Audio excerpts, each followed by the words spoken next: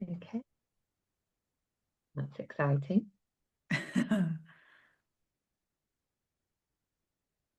Okay, I'm just going to trust that am I just going to trust that we're live? Am I? Okay, my phone says we're live. Excellent. Yay! So it's happening, it's real. Right. Welcome, everybody. I don't want to look at my face, I want to look at your face. That's better. There we go. There we go. So, Nicole, welcome. Welcome to my world of Facebook. And thank you so much for saying yes to this conversation that we're going to have today. Welcome everybody who is watching. And if you're live, please say hello. And if you're joining us on replay, I'm loving the commitment and thank you. But Nicole, tell everybody who you are, what you do, where you come from, you know. The usual. Thank you very much. No, I'm absolutely thrilled to be here. So I'm Nicole Greenfield Smith. I head up a business called The Confidence Craft, which is soon to be changing actually to the Expert Edge. But primarily I work with largely women to help them with their mindset, with their performance and with their influence. So really helping them unlock their talents and their expert edge, if you like, to just feel fabulous about themselves. And a huge part of what I do is about a lot of the things that you cover in your work as well, which things like, energy and how we feel about ourselves and how we put ourselves out there. So I'm always happy to chat to you because you do amazing work and I love it. Oh, amazing. Yeah. And I think, with our personal stories, I think we've each realized from very different perspectives just how important our energy is and our feelings and our emotions and how our body is communicating with us. So as you know, I've been through burnout a couple of times. Yeah. Never again. Never again. Done. Learned that now. And I see it more and more, particularly around this time of year. There is this. This is just my perception, by the way. So my belief, it doesn't need to be anybody else's. But particularly in the Western world, if you celebrate or honor Christmas, I don't, or the calendar year, there seems to be this sort of fairly subtle but very real pressure of, right, must get everything done before the end of the year, must get everything done before Christmas, got to really pull in that money before Christmas. And I just see this pressure building and building and building in people, and their energy is impacted. And I think I burnt out in December. So 10 years ago, December, 10 years ago in December, the first time. And it was January that I burnt out the second time. So what would you say to people that are feeling burnt out or pressuring themselves in any way? Well, firstly, I totally agree with what you were saying there. And actually, I really do encourage people to work cyclically. We are creatures that are part of this world, and the world works in a very cyclical way. We have spring where things awaken, we have winter where things hibernate, and it's there for a reason because the amount of sunlight you get, for example, does affect your energy. So the fact is, if you're lacking vitamin D, which a lot of us do, particularly in the UK, and you're not getting the same level of sunlight, you're not getting the same level of exercise a lot of the time, you are going to feel more sluggish. So I think absolutely people do tend to burn out at this time of year because you're thinking, oh, I need to fulfill everything that was on my goal list. Get to the end of the year, tick that off, and then next year it's going to be a brand new year, woohoo. And so we're kind of holding ourselves to this cycle that doesn't really match what's going on around us and how we've been taught, and evolved to survive and thrive. So I think that's absolutely critical. But also, women in particular will burn out because it's not just about what you're physically doing. And this is the thing that I know you see, and I certainly see in my work, is it's the mental load you're carrying as well. It's those 300 things that are whirring away in the background all the time that you daren't drop in case everything's sort of crashing down.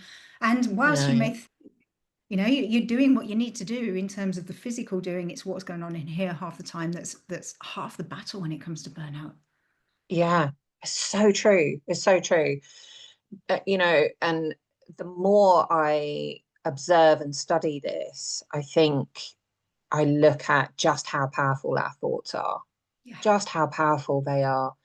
With those 300 things sitting there, they're talking all day, every day, Mm-hmm. and we're not listening to them. We're in fact spending all our energy trying to shove them in the cupboard, just do one until, until I'm ready to deal with you, right? Which of course is never. and, then, and it is that, I've noticed, observed in myself previously, so much of my energy goes into fighting the thoughts. Yeah. Yeah. And it has been a constant fight, Mhm. like, well, you might be tired, darling, but tough shit, you've got to carry on. And the world doesn't stop just because you feel like it.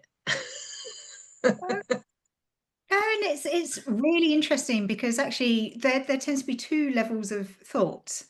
And the first is kind of that background stuff, those feelings, those things that kind of aren't just in your head, but they sit in here, they're in your body Mm, as well, impacting mm, everything. How you feel, how you're thinking, your viewpoints on things, your beliefs, like all of those things that kind of sit that you often do try and suppress and push down just to get on with your day and just to keep doing what you think you should be doing. And then there's the thoughts that we carry in our head that are almost like the shopping bag, that you can pick up, you can take things out, you can put it down, but sometimes it gets too heavy and sometimes the handles snap, because there's just too much in there. But obviously, I'm a master level neurocoach. So, and I've spent, 20 years working in behavior and understanding what's going on in the brain and how people work. And the thing I think that women in particular, I'm going to say this largely applies more to women because of the way we've been conditioned. But mm, we've all got a finite amount of things we can actually hold in our heads at any one time, like in your working memory. So a lot of people will end up burning out because they're just trying to pack too much in. So if you've got, say, 7 things you can hold in your working memory, which is roughly what most of us have at any one time. Well, if that's taken up with, oh my God, I need to deal with this and I need to deal with that and I need to deal with that, and you've then got work on top of it, then of course you're mm. going to be forgetting things. It's a one in, one out policy. If something comes in, something else will go out. And I Yeah, think yeah. generally we're just conditioned to hold too much at any one time. So that shopping bag is just getting more and more crammed full. And rather than getting another shopping bag or putting it down or putting things back on the shelf, we just keep Or on giving it to someone else. giving it to someone else. Exactly. But we actually need this in our shopping bag in the first place. Well, yeah, that's I've true. probably got a 6 pack of this at home. Do I need this in here right now? And Yeah. part of the art of managing and learning to shield yourself against burnout is learning to unpack what's in here and working out what Yeah. you need in there. And Yeah. most of us are just carrying too much, I think. I certainly was when I burnt out. Exactly. Yeah. Yeah, very much so. And I think as well, one of those bags that I carried around was the expectation that I had put upon myself. And it was nothing but a weight. That was it. Yeah. It served no other purpose. And I just carried it around with Mhm. this kind of packaging around it that was the constant, I'm not good enough. I'm not good enough. I'm not good enough. Right. So I'll just drag that around with me. And I think the other thing, and I bet you see this in your clients as well, is people carrying bags that aren't even theirs. Yes. It's like someone lobs you a ball and your instinct is to just catch it, Yeah, isn't it? yeah. But actually you don't need to catch it. It Why are they just, lobbing it in the water? You throw it back to them, you just take it and run off. yeah. It's exactly that same instinct that other people's problems belong to us too. And that's not to Mm, say that, we can't support other people and we can't help them. But absolutely, do they belong in your bag if your bag is already overloaded? No, they probably don't. And right. you'll have more room for them as well. And one of the things, Jen, that you might have seen, and I see this all the time in my work, is I work with a lot of people who their role in their job and career is to support others. Like Mm, their role is to hold space and to nurture and support and to guide and lead others, whether it's they're leading a big team of people or their job as a coach or whatever it might be, a Mm, lot of them fundamentally have that role of this is me giving to others at their core. mm. Yeah. And I'm saying this because me and you both fall into that category as well. We're the ones that need to protect that even more. Yeah. That shopping Yes.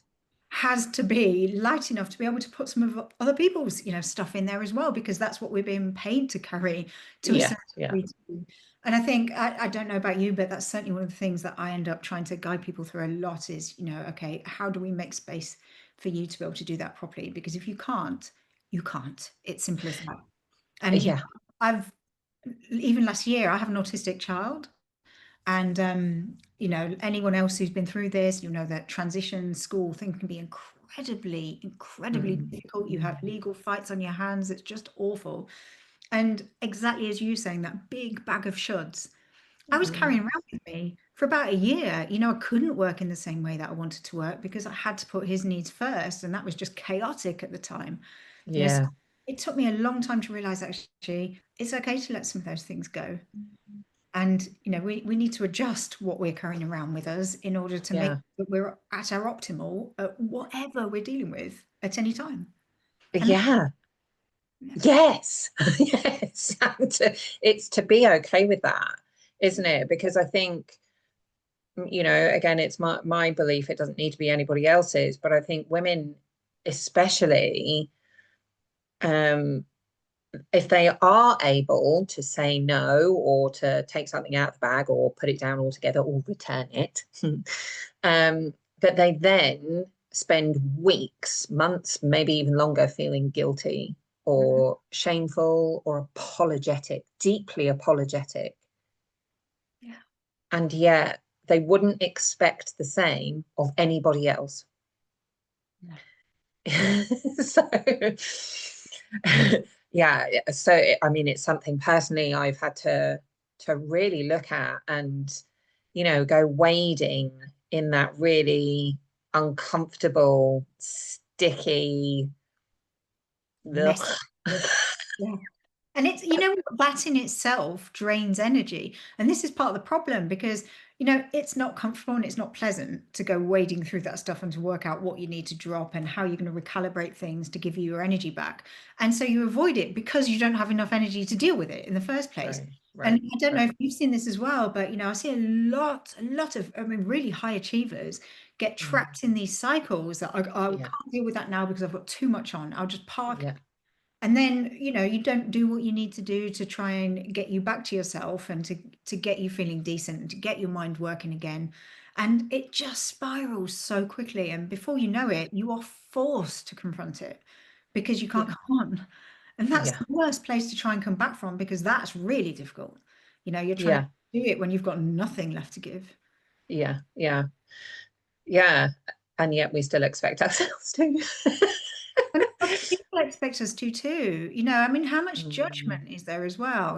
When I'm supporting people through burnout in particular, a lot of the time you will think, well, everyone said that I should be able to manage this because the person before me was able to manage it. Or I mm, should be able to do this because so many people have it much worse than I do. Or why can't I do this? Because technically I've got all of the tools, absolutely everything's there, but still I'm struggling. So again, yeah, those layers of complexity and guilt and shame just end up just weighing down when really yeah, you're just trying to, fight your way to the top and catch yeah. and feel lighter. It's just really Yes, yes, and freer, which brings me to I think what I went on this quest when I was diagnosed with the melanoma mm, of emotional mastery and what I and managing fear, right? And trying to understand like I know this is happening for me, so what's the opportunity? Like there has to be an opportunity for me here. And what I eventually discovered was liberation.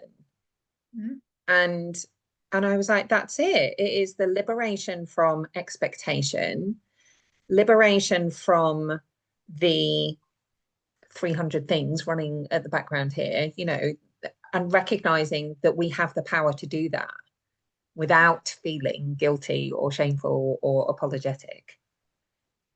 yeah. And Yeah. that back to mindset, doesn't it? Mm. You know, it's that recognition that actually at the end of the day, really your life belongs to you. It's not anyone else's. It's Yeah. yours. You're the driver of your own engine.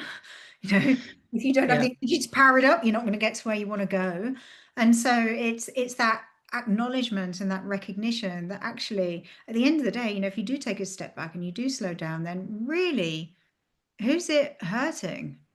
You know, like it's not really gonna be anyone else, is it? At the end of the day, it's Yeah. you in your life. And if you don't do what makes you feel good, and if you're not doing the things that actually enable you to function properly, Yeah. a lot of people, like it's basic functioning, you know, like Mm. all the things you need for your body to just do what it does, like the engine in your car does. And it always Mm. makes me laugh that so many people will feel great about servicing their car. You know, I'll put my car into the garage, I get it serviced and MOT'd, brilliant, you know, but then they won't ever even think about doing the same thing for themselves. And if they do, they consider that selfish in some way. Mm. Mm. Yeah.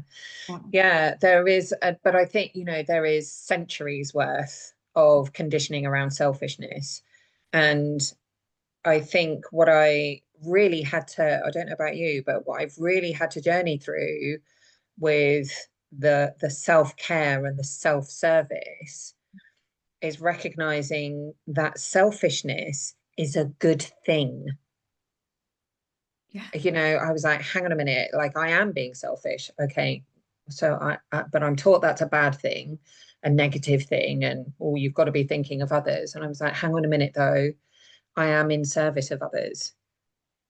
So Yeah. if I am not selfish about my well-being in every aspect of that, I can't be of service. So actually, my clients need me to be selfish. And I just managed to eventually, after lots and lots of digging, find the reframe in there of no, being selfish is a really good thing. I think it's an essential thing, you know, like if we carry on with that car servicing analogy, imagine like if you call a taxi, right, and you're paying to take you to the airport to go Yeah, somewhere wonderful that you're really yeah, desperate to go on holiday and you want to be there in plenty of time and you call the taxi and halfway down it breaks down. You're like, oh God damn it, I've paid my fare. Now what am I going to do? You know, so I think absolutely when you're in service of other people, it's exactly like that taxi. That taxi cab driver needs to service their car because if yeah, they yeah, don't, they're at risk of not being able to service their clients in the way that they need to. And yeah.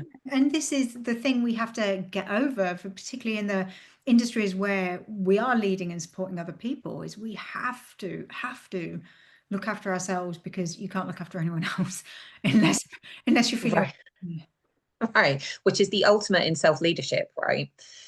yeah. Um, but what I think people would find really helpful. So in many respects, it's relatively easy for me to be selfish. Mhm. I I'm not in a relationship. I don't have children. I do look after cats and I travel around the country and hopefully the wider world doing that. Um, but in many respects, I get it is potentially a lot easier for me than a lot of other people. So as a woman with a family and a successful business and a neurodivergent child, And a neurodivergent person, two neurodivergent kids. right, Yeah, yeah. like what would you say to people that are managing very similar kind of lifestyles to you in terms of their energy and being able to put themselves first?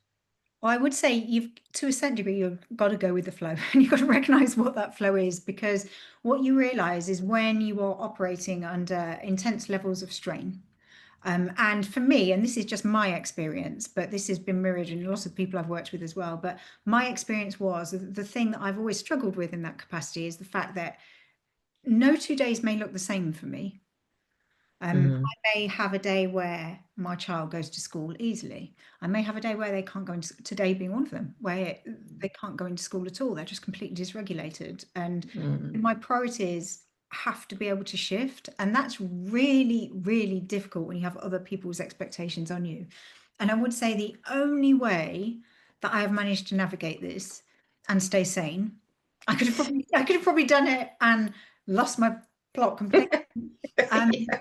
But is I always go back to the same thing, and that is when things feel really tough, I go back to essentials only, right? That my Yeah. mantra is essentials only, right? Okay, what is it that is absolutely essential today that has to get done? Yeah. How am I going to fit that in and prioritize that? And that comes first. And everything else, everything and anything else can just, go Yeah. Yeah. go and be done later at a point where I've got the headspace. Yeah. And so giving myself permission to do that, and I think this is the critical thing, giving yourself permission to not have Mhm. to hold that entire carrier bag to say, okay, well, what do I need right now to make this dinner? And I'm just going to take those ingredients and that's it. The rest of the weekly shopping can wait. You know, Yeah. it's being able to manage that weight and to recognize what you need. And I think the other thing is being able to strip back the things that are essential for my own well-being. Yeah. So, for example, I was saying before we came on this call, I'd just been for a walk because today's been a Mm. stressful day. And I know I could sit here and I could plow through my emails and I could have done, written half of the presentation I'm doing in 2 weeks' time. But I didn't this morning. I'm like, no, the thing I need, right? I need to get out and I need to walk and I need to be outside for an hour. Mm. And Mm. so again, it's being able to prioritize that. And, I did some client calls while I was walking and things like that. Great. But I'm still doing that thing that I Yeah. know I need. And I think so many of us don't even know what we need. For me, it's become really apparent. And I know you're pretty much the same as me. Like, I have to move. Like, I have to move and get Mm. outside. I'm ADHD as well. So if I'm not moving, like, it's like, ugh. Yeah. And I have to literally go a bit stir crazy. Have to Yeah. move. Yeah. And recognizing that in myself and building that in to my day is essential. And I think, the same with my son. My son's very different. He doesn't have to move all the time, but he needs peace and quiet. So like if he's had a really busy day, then what does he do? He will come home and we just give him that space. And so it's all about recognizing what your needs are and going all out to protect those and prioritizing those first. And this is the thing I Yeah. would say, if you can get them done early in the day, like the rest of the day just flows so much smoother. You Mm. need to exercise first thing. If you need to read or relax or draw or be creative, if you do it first, then you've done Mm. you before the rest of the day kicks in. Right. It's such a great habit to get into, I think, for yourself or routine, because I know with ADHD, habits and routines are, you know, uh, tricky. Um, but yeah, and I think I've learned the hard way that and it's what actually I've now made myself accountable. And if anybody wants to join me doing it, they're very welcome to. I have been taking a photo of myself and putting it on my Facebook stories every single day, just saying Mhm. meditation Monday, meditation Tuesday, right? Because it has become, I know it's non-negotiable, absolutely non-negotiable. And if anybody wants to do it with me and they tag me, I'll share them to my stories as well. And then I think we can just create this brilliant chain, of hopefully peacefulness and people being able to prioritize themselves. Yeah. And you know what? You mentioned habits there. I would say it Mm. doesn't matter if you're neurodivergent or not. It doesn't matter. Everybody needs habits because what habits do is they free your brain power up, right? So Mhm. if you imagine the thing I always say as a neuro coach, you've got a finite amount of battery every day. If you imagine, like, do you have an iPhone? Are you a Yeah. Android? You have an iPhone, so you will know that iPhones, are typically brilliant, but when the battery starts going, it like goes really quickly, right? So you just you've got to treat your brain in the same way, and you can't do anything to get that battery back up apart from either plug it into charge, which the human equivalent is, go to sleep, rest, but you can't do anything else to bring that charge back up apart from to really preserve the power you have left. So I know a Mm. lot of people use the spoons analogy as well. If you've got like Yeah, 10 yeah. spoons of energy throughout the day, then what do you need to protect for yourself to get the things that you absolutely have to do done? What can you give away to other people? Is looking at it like that. How is your battery functioning? And habits and routine behavior and rhythms as a neurocoach, one of the most critical things, because they literally free up your brain power for the stuff you really want to be thinking about. So Yeah. your morning meditations, for example, if you know you need to do that to feel really good throughout the day, then okay, it might take work to start off with, but you build up that habit really slowly until eventually your brain just doesn't even think about it. Like it's Mm, just like getting up and brushing your teeth, or mm, putting the kettle on as soon as you wake up. Like it just becomes one of those things.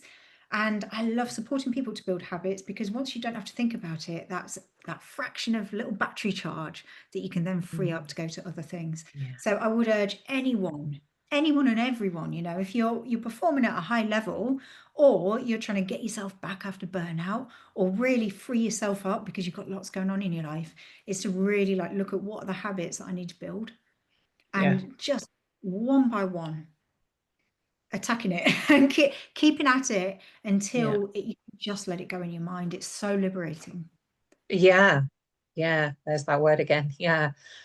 Absolutely. That liberation. I love the neuroscience piece here, because essentially you're creating your own unique bespoke program that you're just reprogramming day in, day out, day in, day out until it's on Yeah, autopilot. And I love that. I just love that. Yeah. So, yeah. Liberating. we'll do it everywhere. We'll do it because we literally do not have enough brain power. I mean, your brain is so energy hungry, it's unbelievable. So it's why, one of the reasons why you can feel absolutely whacked when you've done nothing all day but sit at your desk. You've Mm, wiped out. If you've had to solve problems and think about things, or you've got loads on your mind, you'll feel really tired. We haven't physically done anything, but that is because the brain is so disproportionately hungry for energy. It takes more than mm, anything else, any other part of your body. So mm, we need to be aware of the fuel that we have, and we need to work to protect it. And honestly, those routines and rhythms, we do them anyway, because that's how we manage to get through the day without having to think about every little tiny thing and decision.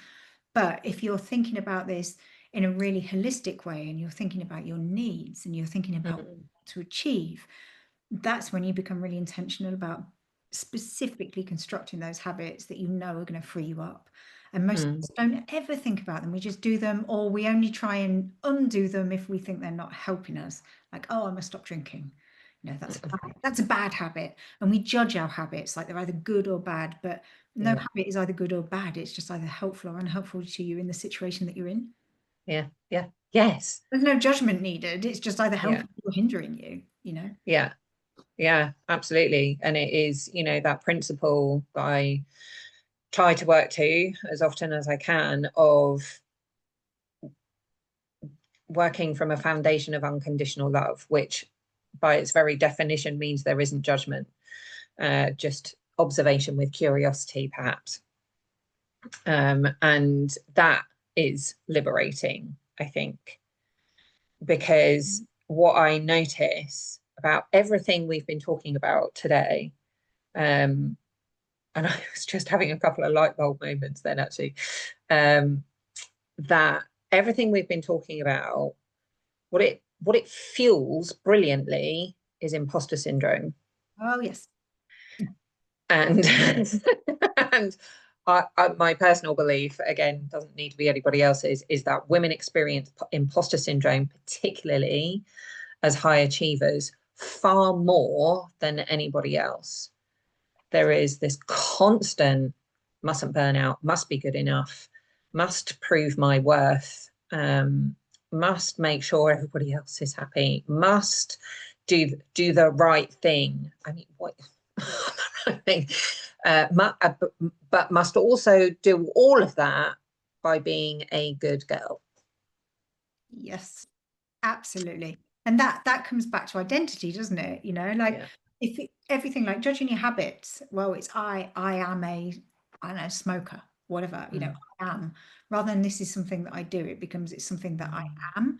And yeah. again, that then feeds that whole underlying imposter syndrome. And I genuinely think, imposter syndrome is a weird one. There's so many conflicting opinions on this, and I've certainly struggled with it for a huge portion of my career. Mm, I know lots of people do, and virtually everyone will have it from some point or another. But the only reason it's there really is because of societal expectations, right? Because if you didn't feel that you weren't worthy on some level versus all these expectations that you've been indoctrinated with or conditioned with or that you've just put on yourself, then Mm, you're not going to feel like an imposter. You're going to feel like you belong. So mm. the only reason it's there is just because we are at the end of the day judging ourselves. Yeah, yeah, And if you can free yourself of those things that enable you, well, not enable you, but kind of force you almost to feel judged, then it just magically disappears. Because yeah. Yeah, and I think that identity piece is so important, particularly those I am statements. From, a spiritual perspective, I am is saying essentially, I am divinity, I am source, I am, that my higher self. But I love linking it with those identity things that we just say off the cuff, but they're behaviors. So, for example, lots of my clients will arrive feeling burnt out, overwhelmed, tired, and they say, "I am tired." yeah, And I'm like, "No, darling, you're feeling tired." yeah, And or I'm angry. No, no, you're not angry. You are not your behavior. And being able to separate, I think that the truth of who you are to then observe without any judgment the behavior is what gives you choice back. absolutely. Yeah. I mean, absolutely. You need to be that one step back. If you're in it, you can't see, can you? You don't get the full picture. But like your beautiful background there with the trees, Mm. if you're in the trees, you can't see how many trees are there. Right, Step back right. to the forest to see how big it is. And that's exactly the same thing. Yeah, absolutely. When you think you are something, that is how you behave. Right, Because you will keep doing the same things that reinforce that sense of identity. right, So all right. behavior change has to start with a change of identity first, and then you use the Yeah. behaviors to reinforce that changing identity. But you have to start with what you think you are in the first place, because that's what's causing the behaviors you don't want. Everything links. Just amazing. Isn't it? When we're talking about it, it just, because we're zooming out, I guess we're stood outside the forest looking at the forest, is that it's so fucking simple. Yeah, it's simple when you're looking at it from outside. But we love to overcomplicate stuff, don't we? We love to overthink, overcomplicate. It can't possibly be that simple, can it? And this is part of the reason why I think it's so difficult when you yourself are in it. And again, another of the things that you've probably experienced too, and I certainly see working with lots of high achievers and high performers, and very, very kind of talented people, is that they're so immersed in it that they can't disentangle their own thoughts from one another. It's like Mm, a big knotty mass, and mm, you know it should make sense, and you know that strand doesn't belong there, but you can't see how to untangle mm, it. I always think it's like, mm, have you ever had jewelry where you've like got chain or something, it's all tangled up. You're like, oh mm, God, and you're just trying to look at the fine details. It's really difficult. mm. Um, that's exactly what most of us experience. When you're in it, it is so difficult to take that step back. And I think that's where making sure that you've got people that you trust, or finding those people that you trust, be it either people like us that are coaches, be it specific friends for specific things. Not all friends are great Mhm, at dealing with all things. mhm, mhm, Neither are family members. They're certainly not mhm. great at dealing with all things. Or someone trusted, to Yeah, help you, just gently guide you back and enable you to look at that bigger picture, because it is yeah, almost impossible at times to do that completely by yeah, yourself. 100%. Yeah. Yeah, we And for expect that, me, don't we? right, yeah, absolutely, because it's all we were ever taught, right? To But be for told. me, the untangling of the many, many necklaces that are then trying to throttle me, the untangling of that happens walking in amongst the trees, or doing some breath work, or meditation, or just sitting outside for 5 minutes. And I think we don't, to use your word earlier, we don't give ourselves permission to do that, because we don't perceive its value. we don't measure it as a, because it's an intangible, we try and measure it or equate it to time and money. Yeah. Yeah. Yeah. And actually, it is probably the most valuable thing you can ever do for yourself, the most valuable investment you can ever make in yourself. Absolutely. And like there, I mean, what is the benefit as well of not doing those things? I mean, it's like there's this inherent thing that is built into a lot of our conditioning and thinking that, in order for something to be really worthy, we've got to have done it by ourselves and we've got to have struggled. And, like the best things come out, when we're strong and tough if we manage to achieve things completely on our own, right? Like, why? Yeah. I still, I mean, the outcome, it's like having a baby. This is the one of the prime examples of this. Why, as women, are we so conditioned that we must go through kind of a natural childbirth and it must be a certain way? And if you have a C-section, like you've somehow let yourself down and I mean, your baby coming into the world healthily and you being intact at the end of it, right? That's the most important thing. Really, none of the rest of it matters that much. Okay, yeah, there's obviously, the baby needs coating in your germs. You want all of those things, aside from the medical benefits. At the end of the day, whether you have an epidural or not, it's going to make no lasting difference to the rest of your life. Mhm. It's going to make no lasting difference to your child unless there is some kind of medical emergency Yeah. reason why Yeah. that is not the way it should be, right? Yeah.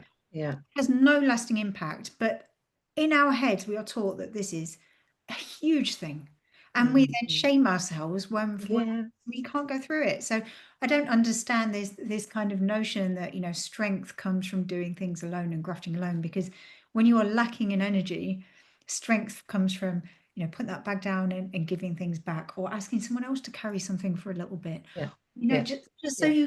you can go on, or Yeah. allowing Yeah. someone to just hold you and give you a bit of a cuddle, or just enable you to step back and look at those trees. Yeah. You know, Yeah. that's what we need Yeah. to be doing and encouraging ourselves to do. Not, Yeah. 100%. 100%. And funny enough, I sent an email out to my list a couple of weeks ago saying the biggest fucking lie you've ever been told is that being an independent woman means doing it on your own. yeah.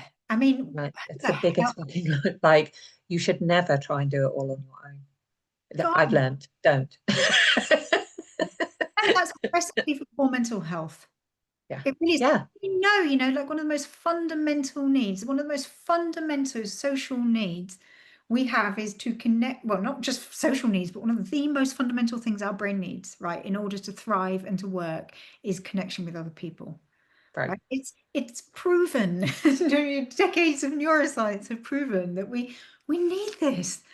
Like, Yeah. it's so hard, and it doesn't even matter if you're an antisocial person. It doesn't matter, if you get worn out by hanging around with other people. You still need that connection to be able to function on lots of different basic levels. So the expectation that strength comes from the being super independent. Being independent, in my mind, is about making the right decisions and being able to do them quickly for yourself and Yeah. not relying on everyone else. That's Yes. independence. Yes.